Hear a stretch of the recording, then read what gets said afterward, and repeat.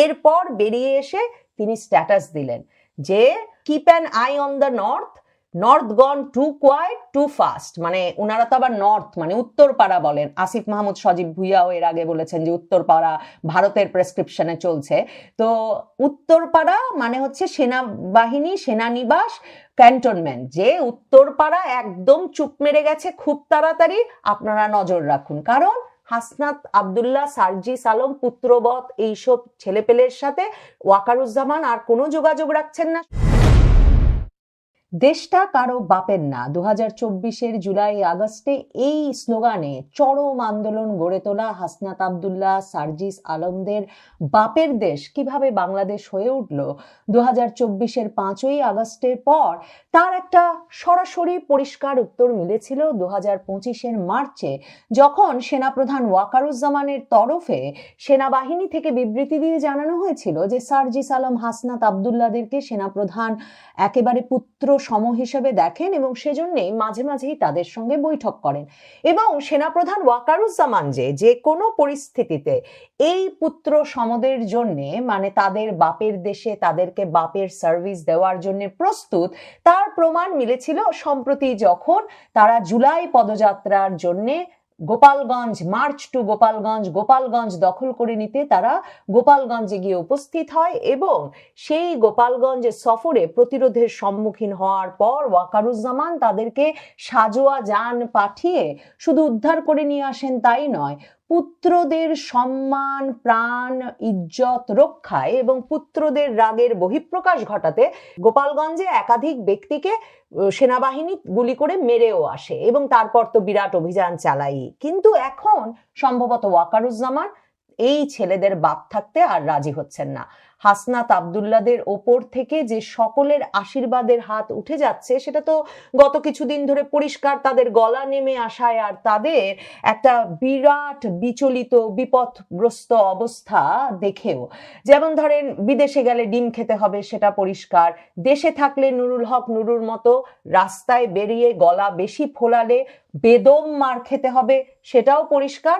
আর বেদম মার দেবেন যে সেনা সদস্য, তার মানে তাকে যে কোনোভাবে স্পর্শ করতে পারবেন না, মানে ওই যে বলে না যে তার কেশাগ্র যে স্পর্শ করতে পারবেন না, গলার রক ফোলানো এসব রাগী নেতারা, সেটাও এখন পরিষ্কার। হাসনাত আব্দুল্লাহরা বারবার বলছেন নুরুল হক নুরুর যে পরিণতি হয়েছে তাদেরও এই পরিণতি হবে, কাজেই সেনাবাহিনীর ভেতরে সেই সদস্যদেরকে চিহ্নিত করে নাকি শাস্তির আওতায় আনতে হবে। কেউ কানেও তুলছে না তাদের এসব কথা, না ডক্টর ইউনূস, না সেনাপ্রধান, না অন্য কেউ, মানে কোনোভাবে তাদের কথায় কোনো কর্ণপাতই করছে না। এবার যে ঘটনা ঘটে গেছে, হাসনাত আব্দুল্লাহকে যে জন্য ক্যান্টনমেন্টের দ্বারস্থ হতে হয়েছে, হাসনাত আব্দুল্লাহদের বৈষম্য বিরোধী ছাত্র আন্দোলনের এক নেতা গুম হয়ে গেছেন।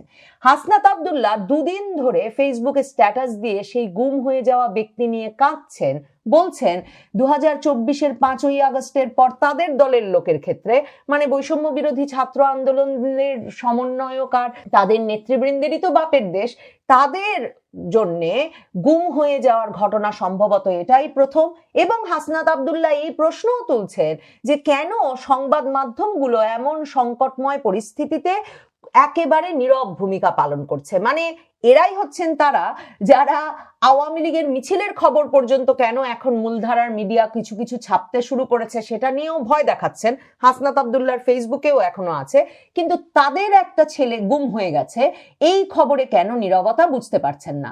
দেখেন এই খবরে নীরবতা কারণ হাসনাত আব্দুল্লাহর বাপ পরিবর্তন হয়ে গেছেন, সেনাবাহিনীর আশীর্বাদ নাই, কার অঙ্গুলি হেলনে যে এত রক ফুলিয়ে বীর দর্পে ঘুরে বেড়াতে পারছিলেন হাসনাত আব্দুল্লাহরা এটা বুঝতে পারেন নাই। মানে এমন উল্কার মতো তাদের উন্নতি হঠাৎ হয়েছে যে এই মেটিওরিক রাইজে তারা বুঝতে পারেন নাই যে মানে পায়ের তলায় কার কাঁধের উপর ভর করে তারা আসলে এত উঁচুতে উঠে গেছেন এত দ্রুত। তো সে কারণে এখন তিনি বুঝতে পারছেন না যে তাদের একজন সঙ্গী গুম। হ্যাঁ, 48 ঘন্টার বেশি সময় ধরে তিনি বৃহস্পতিবার স্ট্যাটাস দিয়ে বলেছেন, তার মানে ধারণা করা যায় মঙ্গলবার থেকে তিনি গুম। এবং এই গুমের খবরটি বাংলাদেশের কোনো মেইনস্ট্রিম সংবাদ মাধ্যমে কেন প্রকাশিত হচ্ছে না, এটা নিয়ে তিনি উদ্বিগ্ন হয়ে পড়েছেন, এই উদ্বেগ প্রকাশ করেছেন। কিন্তু মজার ব্যাপার দেখেন, মজা তো না, কৌতূহলোদ্দীপক ইন্টারেস্টিং ব্যাপার দেখেন, এমনকি জাতীয় নাগরিক পার্টির ফেসবুক পেজে এটা নিয়ে যে তারা বিরাট শোরগোল তুলবেন, সেটারও তারা সাহস করতে পারছেন না। কারণ কি বলেন তো?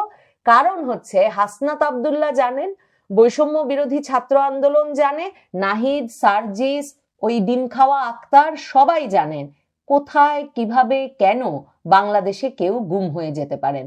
হাসনাত আব্দুল্লাহ সে কারণে কচুক্ষেত দিয়ে ক্যান্টনমেন্টে ঢুকতে চেষ্টা করেছিলেন, কিন্তু তার বাপের শহর ক্যান্টনমেন্টে হাসনাত আব্দুল্লাহকে ঢুকতে দেওয়া হয়নি। হাসনাত আব্দুল্লাহর কোনো ধারণা ছিল না বুধবারের আগে পর্যন্ত যে যেই ক্যান্টনমেন্টে অবাধে তারা যাতায়াত করেছেন, কথায় কথায় গিয়ে সেনাপ্রধান ওয়াকারুজ্জামানের সঙ্গে বৈঠকে বসে পড়েছেন, এবং কোনো কোনো বৈঠক থেকে বেরিয়ে তাদের মন চেয়েছে তো বৈঠকের খবর ফাঁস করে দিয়েছেন।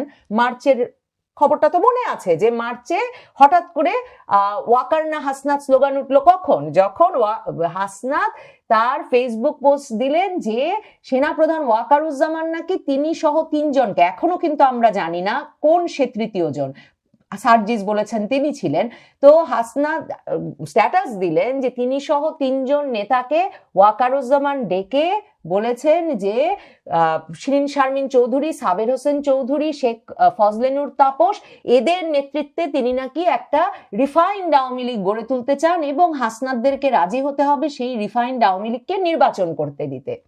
আপনি ভাবুন যে সেই ঘটনার পরে তো এমন আলোড়ন তৈরি হলো যে পুরো বাংলাদেশে, মানে রাজপথে শাহবাগে দিনের পর দিন স্লোগান চললো ওয়াকার না হাসনাত, হাসনাত, হাসনাত, মানে প্রায় মনে হচ্ছিল হাসনাত বুঝি বাংলাদেশের সেনাপ্রধান হয়ে বসবেন। এরপর থেকে তো মানে সেনাবাহিনীকে, সেনাপ্রধানকে তুই তোকারি থেকে শুরু করে তিনি ভারতের ল্যাসপেন্সার, ভারতের দালাল, ভারতের প্রেসক্রিপশনে কাজ করছেন, কাজেই উত্তরে এই ভারতীয় সেনাপ্রধানকে সরাতে হবে কি বলা হয়নি।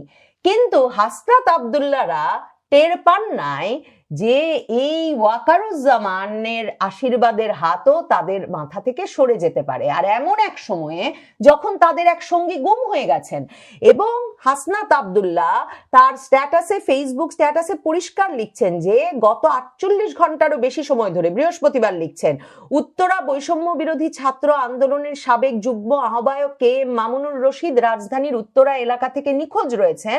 বিষয়টি একই সাথে চরম উদ্বেগজনক ও ভীতিকর পরিস্থিতির সৃষ্টি করেছে। তার মানে হাসনাতরা এই কিছুদিন ধরে নুরু মার খাওয়ার পর থেকে বলছিলেন যে তার মানে তারাও যখন রাজপথে নামবেন সেনাবাহিনী তাদের গায়ে হাত তুলবে। এখন হাসনাত আব্দুল্লাহরা পরিষ্কার বুঝতে পারছেন সেনাবাহিনী শুধু গায়ে হাত তুলবে তাই না, হঠাৎ হঠাৎ তাদের মানে দলবলের কেউ কেউ নিখোঁজও হয়ে যাওয়া শুরু করতে পারেন।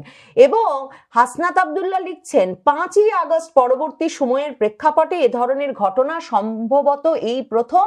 একজন রাষ্ট্র হিসেবে, একজন নাগরিক হিসেবে রাষ্ট্র যেখানে ন্যূনতম নিরাপত্তা নিশ্চিত করতে ব্যর্থ হয়েছে, সেখানে ঘটনার দ্রুত ও সুষ্ঠু তদন্তে সরকার ও আইন শৃঙ্খলা রক্ষাকারী বাহিনীর চরম গাফিলতি স্পষ্টভাবে দেখা যাচ্ছে। মানে ক্যান্টনমেন্টে কাউকে উঠিয়ে নিয়ে গেলে পুলিশ আর রাষ্ট্র তার তদন্ত করবে, এ ঘটনা যে ঘটতে পারে না সে তো একটা জানা কথা। এবং সেই শক্তির উপর ভর করে 5ই আগস্টে শেষ গোলটা দিয়েছেন হাসনাত আব্দুল্লাহ আর সার্জিস আলমরা। এখন তারা বলছেন রাষ্ট্র আর আইন শৃঙ্খলা বাহিনীকে নাকি সেনাবাহিনীর মুখোমুখি দাঁড়াতে হবে। এই সব ভেবে এই স্ট্যাটাস দেওয়ার আগে কিন্তু হাসনাত আব্দুল্লাহ নীরবে মানে তার চেষ্টা করেছিলেন ওয়াকারুজ্জামানের কাছে পৌঁছে ব্যাপারটাকে বুঝে নিয়ে আসতে তার বৈষম্য বিরোধী ছাত্র আন্দোলনের এই যুগ্ম আহ্বায়ককে, এবং সে কারণে তিনি কিন্তু ক্যান্টনমেন্টে গিয়েছিলেন এবং মিরপুরের যে মানে মিরপুর কচুক্ষেত যে এন্ট্রি, সেই এন্ট্রি দিয়ে ঢোকার চেষ্টা করেছিলেন। মিলিটারি পুলিশ এই বুধবার তাকে আটকে দেয় এবং বলে যে তিনি কিছুতেই এই মানে ক্যান্টনমেন্টে ঢোকার তার কোনো অনুমোদন নাই। হাসনাত আব্দুল্লাহ এই কথা বিশ্বাস করতে পারেন না যে কি ক্যান্টনমেন্টে ঢোকার তার অনুমোদন নাই, মানে তারা গটগট করে ঢুকেছেন, সেনাপ্রধানের সঙ্গে বৈঠক করেছেন, তিনি ওই মিরপুর এন্ট্রি দিয়ে, মানে যেদিক দিয়ে কচুক্ষেত এন্ট্রি ক্যান্টনমেন্টে, সেই রাস্তা দিয়ে ঢোকবার জন্য ক্যান্টনমেন্ট এলাকায় সেনানিবাসের এলাকায় ঢোকবার জন্য তিনি একের পর এক ফোন করতে থাকেন বিভিন্ন সামরিক কর্মকর্তাকে, এবং মিলিটারি পুলিশকে বলেন এটা হতেই পারে না, অবশ্যই তিনি ঢুকতে পারবেন, এবং আধা ঘন্টা 40 মিনিটের মতো নানা রকম ফোন করেন সামরিক কর্মকর্তাদের। কোনো সামরিক কর্মকর্তা তাকে অনুমোদন দেন না। সবাই একই কথা বলেন যে হাসনাত আব্দুল্লাহ ঢাকা ক্যান্টনমেন্টে ঢুকতে পারবেন না। আর দেখেন তিনি কচুক্ষেত দিয়ে ঢুকতে চাচ্ছিলেন। আমরা সাধারণ মানুষ জানি, আমি যেগুলো খুব ক্যান্টনমেন্টের ভেতর যে আমি গেছি, অনেক ক্যান্টনমেন্টের ভেতর যে আমি চিনি সিভিলিয়ান একটা সাংবাদিক, একেবারেই সেটা সত্যি কথা নয়, কিন্তু কচুক্ষেতে হচ্ছে ডিজিএফআই এর অফিস, এই কথাও আমরা জানি, মানে পত্রিকায় পড়ে পড়েই জানি, মুখে মুখেই জানি। সেই এন্ট্রি দিয়েই তিনি ঢুকতে চেয়েছিলেন। তার মানে তিনি হয়তোবা সেই মায়ের ডাক যেমন গিয়ে দাঁড়িয়েছিল 5ই আগস্টের পর কচুক্ষেতের ডিজিএফআই অফিসের সামনে, যে আপনাদের আয়নাঘরে যারা গুম আছে তাদেরকে ছেড়ে দেন। এখন পর্যন্ত অবশ্য কাউকে মানে ছাড়ার ঘটনা আমরা জানতে পারি নাই, গোলাম আজম এবং মীর কাসেমের ছেলে ছাড়া। তো সেই কচুক্ষেত দিয়ে কিন্তু হাসনাত আব্দুল্লাহ ঢোকার চেষ্টা করলেন এবং তিনি ঢুকতে পারলেন না। এরপর বেরিয়ে এসে তিনি স্ট্যাটাস দিলেন যে keep an eye on the north gone too quiet too fast. মানে উনারা তো আবার নর্থ মানে উত্তরপাড়া বলেন। আসিফ মাহমুদ সজীব ভুইয়াও এর আগে বলেছেন যে উত্তরপাড়া ভারতের প্রেসক্রিপশনে চলছে। তো উত্তরপাড়া মানে হচ্ছে সেনাবাহিনী সেনানিবাস ক্যান্টনমেন্ট, যে উত্তরপাড়া একদম চুপ মেরে গেছে খুব তাড়াতাড়ি, আপনারা নজর রাখুন। কারণ হাসনাত আব্দুল্লাহ, সার্জিস আলম, পুত্রবৎ এইসব ছেলেপেলের সাথে ওয়াকারুজ্জামান আর কোনো যোগাযোগ রাখছেন না। শুধু ওয়াকারুজ্জামান যোগাযোগ রাখছেন না তাই নয়, মিলিটারি পুলিশ পর্যন্ত তাদেরকে ঢুকতে দিচ্ছেন না। মানে সেনা সদর দফতরে ঢোকার যে যারা প্রহরা দেন তারা পর্যন্ত ঢুকতে দিচ্ছেন না। সেনা কর্মকর্তাদের কেউ তাদেরকে কোনো আশকারা দিচ্ছেন না, একটু ওয়াকারুজ্জামানের সঙ্গে কথা বলে পরিস্থিতিটা ঠিক করবেন সেটাও বলছেন না। কারণ সেনাবাহিনীর ভেতরে মানে এই নিয়ে চরম ক্ষোভের জন্ম হয়েছে যে এই ছেলেপেলে তাদের দিকে শুধু আঙুল তুলে কথা বলে তাই নয়, যখন তখন যে কোনো রকম মন্তব্য করছে যে এটা ভারতের ল্যাসপেন্সার বাহিনী, এসব বলে সমাবেশে বক্তব্য দিয়ে সাধারণ মানুষের মনে একটা সন্দেহ এবং ঘৃণা তৈরি করেছে সেনা সদস্যদের বিষয়ে। এবং সেনাবাহিনী যে স্বীকৃতি চেয়েছিল যে তারা আসলে অভ্যুত্থানের শেষ গোলটা দিয়েছে, সেনা অভ্যুত্থান ছাড়া সেনাবাহিনী যদি তখন শেখ হাসিনা সরকারকে অসহযোগিতা করবার পর্যায়ে না যেত, মানে তারা যদি একদিকে তো ওয়াকারুজ্জামান যে তিনি দেখছেন বলে তিনি যদি রাস্তাগুলো খুলে না দিতেন 5ই আগস্ট মার্চ টু ঢাকার দিন, তাহলে যে এই অভ্যুত্থান, এই বিপ্লব হাসনাত সার্জিসদের সফল হতো না, সেনাবাহিনী যে তাদের সেখানে সঙ্গী ছিল সেই স্বীকৃতি তো তারা পানই নাই। তাদেরকে বরং শেখ হাসিনার দোসর, শেখ হাসিনা এবং ভারতের প্রেসক্রিপশনে এখনো চলছেন বলে এরা চিহ্নিত করছেন। কাজেই আশীর্বাদের হাতটা তারা তুলে নিয়েছেন। বিশেষভাবে নুরুকে পেটানোর পর যখন আবারও গলা ফুলিয়ে কথা বলার চেষ্টা করেছেন এই নেতারা, কারণ তারা তখন মনে করেছেন নিজেরাও এবং এই নেতাদেরকেও মনে করিয়েছেন যে যখন গোপালগঞ্জ থেকে তোমাদের জন্য মানুষ মেরে তোমাদের সাজোয়াজানে ভরে এনেছি তখন আমরা ভালো, আর যখন তোমাদের মব ঠেকাতে তোমাদের নেতার গায়ে হাত পড়েছে তখন আমরা খারাপ। এই সমীকরণও আর সেনা সদস্যরা মেনে নিতে রাজি হচ্ছেন না। হাসনাত আব্দুল্লাহ ক্যান্টনমেন্টের দ্বারে দ্বারে ঘুরেছেন, ক্যান্টনমেন্টে ঢুকতে পারেন নাই। এখন তিনি নালিশ করছেন তার ফেসবুক পোস্টে যে খুব চুপ মেরে গেছে সেনানিবাস এবং আপনারা নজর রাখুন। ক্যান্টনমেন্টের দ্বারে দ্বারে ঘুরে উত্তরের সঙ্গে সম্পর্কের অবনতি ভাবাচ্ছে বৈষম্য বিরোধী ছাত্র আন্দোলনের নেতৃবৃন্দকে, হাসনাত সার্জিসকে তো বটেই। কারণ এই আন্দোলনের অনেক নেতা যে এমনকি জুলাই আগস্টের একেবারে ঘোরতর সময়েও ডিজিএফআই এর সেফ হাউসে ছিলেন, বসে বিরিয়ানি খাচ্ছিলেন, এসব খবরও তো জানা ছিল আমাদের। তো এই অবস্থায় এখন যে আর কোনো বিপদেই ক্যান্টনমেন্টের ভেতর ঢুকে কোনো সেফ হাউসে বিরিয়ানি খাওয়ার সুযোগ আর ঘটবে না, সেটা যেমন হাসনাত সার্জিসেরা বোঝেন। এরপর কোনো অজানায় নিখোঁজ হয়ে গেলে পত্রিকায় খবর বের হবে কিনা তা নিয়েও সন্দেহের অবকাশ আছে। আর তাদের সঙ্গী সাথীরা কেউ ক্যান্টনমেন্টে ঢুকে তাদের খোঁজ বের করতে সেনাবাহিনীকে উদ্গ্রীব করে তুলতে পারবে, সে সম্ভাবনাও শূন্য। কাজেই সেনাবাহিনীর আশীর্বাদের হাত, সেনা প্রধানের আশীর্বাদের হাত সরে যাওয়া, ওয়াকারুজ্জামানকে আর বাপ হিসাবে না পাওয়া সত্যিকার অর্থেই আতঙ্কিত করে তুলেছে হাসনাত, সার্জিস সহ বৈষম্য বিরোধী ছাত্র আন্দোলনের নেতাদের। এবার দেখা যাক